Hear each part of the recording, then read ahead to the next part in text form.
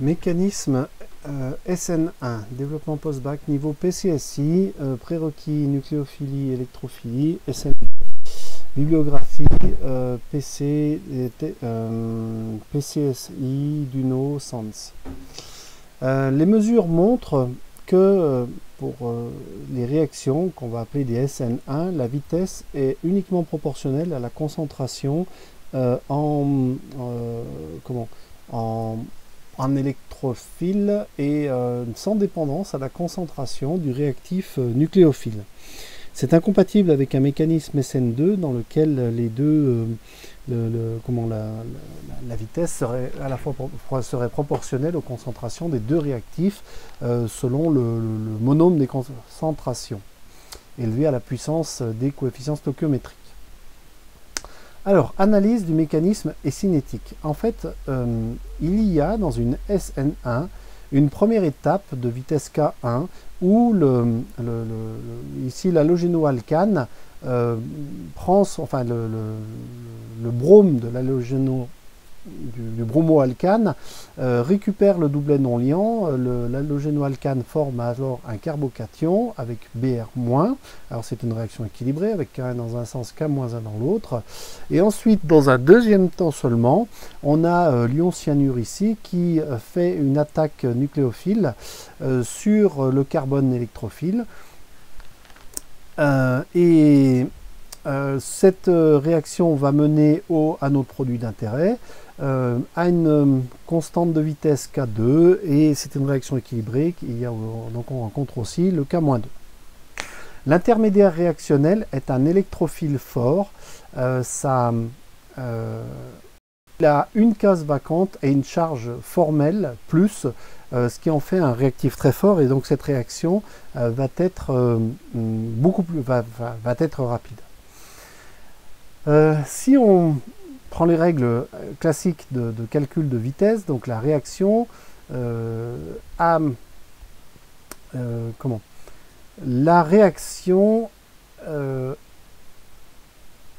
vitesse de réaction globale, c'est K2 fois la concentration en nucléophile fois la concentration en cation, moins K2 concentration en produit d'intérêt.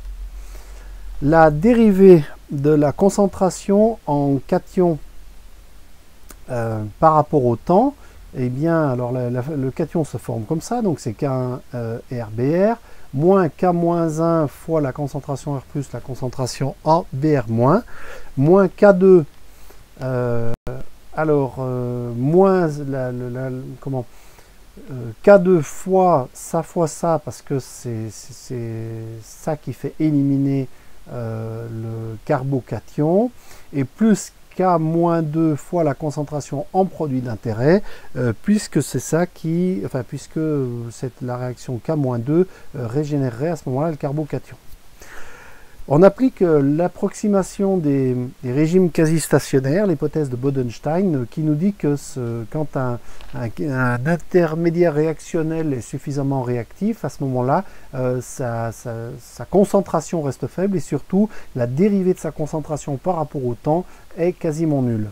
À ce moment-là, par rapport au reste surtout, ça nous permet d'en tirer la concentration en réactif, R ici, et une fois qu'on a isolé la concentration en carbocation, on trouve K1 RY, K-2R nucléophile, K-1 Y- plus K2 nucléophile.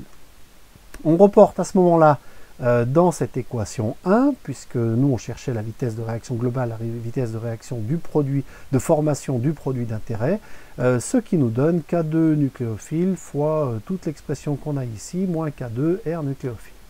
Alors ça nous donne une expression assez complexe, mais on va voir qu'on va pouvoir la simplifier. Si on compare les deux actes élémentaires qui, à partir du carbocation, peuvent évoluer dans un sens ou dans un autre, donc on va comparer la K-1 et la K2. À ce moment-là, on a donc le carbocation qui peut réagir avec le Y- pour former le produit initial, ou avec le nucléophile pour former R-. Bon.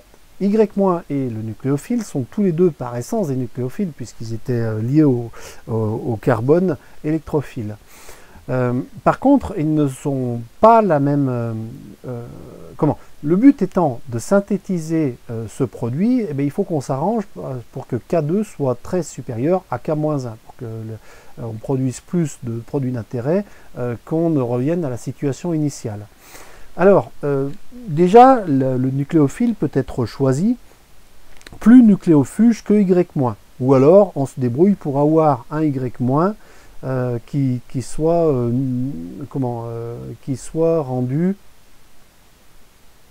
plus nucléophile, pas nucléofuge. En fait, on peut se débrouiller pour avoir rendu le Y- plus nucléofuge. Donc ça, en fait, ça correspond à K2 qui est beaucoup plus grand que K-1. Oui, alors on peut aussi mettre le nucléophile en très large excès par rapport à Y-, de manière à déplacer l'équilibre dans le sens de la formation du produit d'intérêt. Donc ça et ça va nous donner que en fait, le produit de K2 fois nucléophile va être très supérieur au produit de K-1 multiplié par Y-. On peut alors faire les simplifications suivantes. On vient de dire ici que ça c'était que ça c'était négligeable par rapport à ça. Donc une fois qu'on a enlevé ça, on a ça fois tout ça divisé par ça, on a la même expression ici, on peut la simplifier à nouveau. À ce moment-là, on n'a plus que tout ça, mais on voit qu'on a ici K2R nucléophile moins K2R nucléophile, ça se simplifie encore, et au final, on n'a plus que K1RY.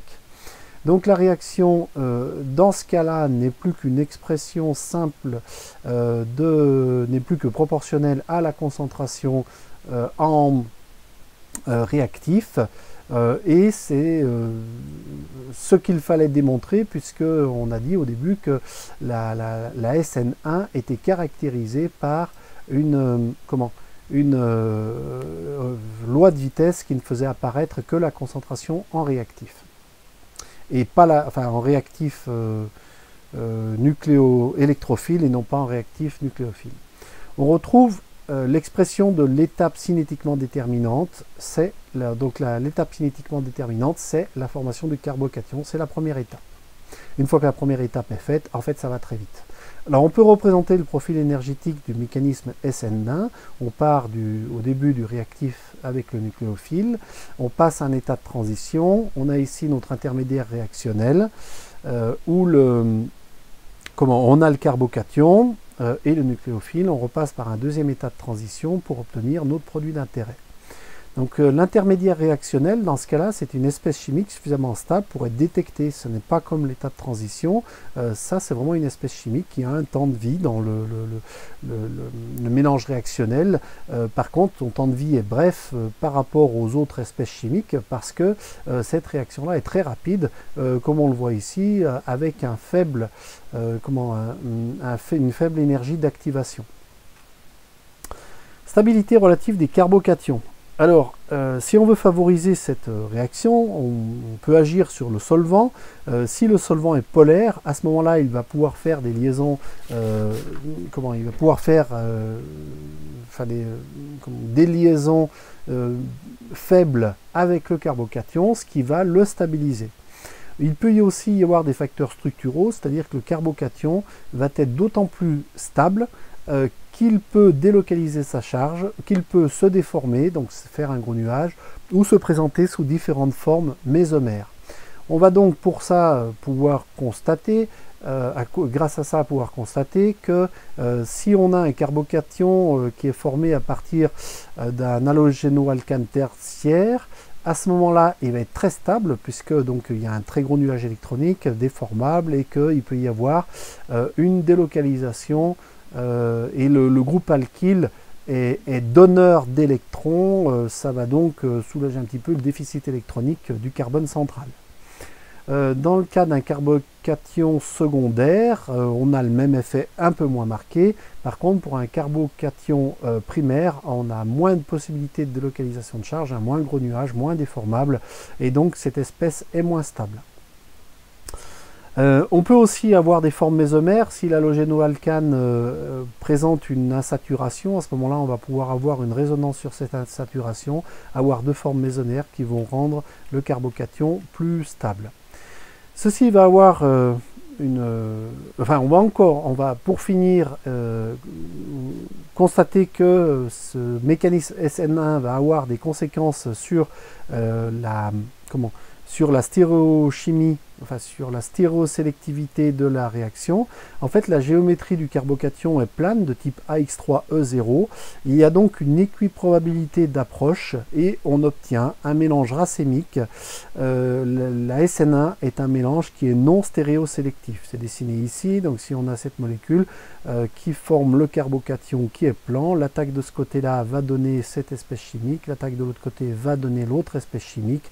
Les probabilités sont équivalentes, on obtient le mélange racémique qui sera donc optiquement inactif.